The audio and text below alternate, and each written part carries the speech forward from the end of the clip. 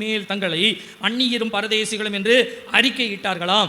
அறிக்கையிட்டது மாத்திரமல்ல, நாங்கள் சுயதேசத்தை நாடி போகிறவர்கள், பூலோகத்திற்குரியவர்கள் அல்ல பரலோகத்திற்குரியவர்கள் என்பதை தெரியப்படுத்தினார்களாம். எப்படி தெரியப்படுத்தினார்கள்?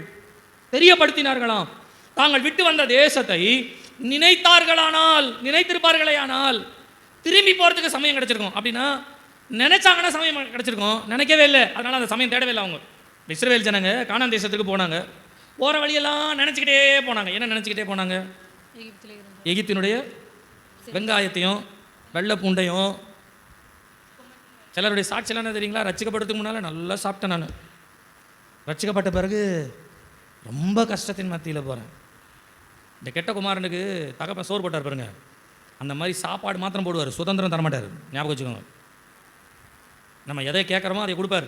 நான் அடிக்கடி சொல்லியிருக்கேன், இஸ்ரவேல் ஜனங்க எதையெல்லாம் கேட்டாங்களோ அதையெல்லாம் ஆண்டவர் ஒரு குறையெல்லாம் கொடுத்தார். ஆனால் எதை கொடுப்பேன்னு சொன்னாரோ அதை கொடுக்கல. நீங்கள் என்னென்னலாம் வேணும்னு கேட்குறீங்களோ எல்லாத்தையும் ஆண்டவர் கொடுப்பாரு.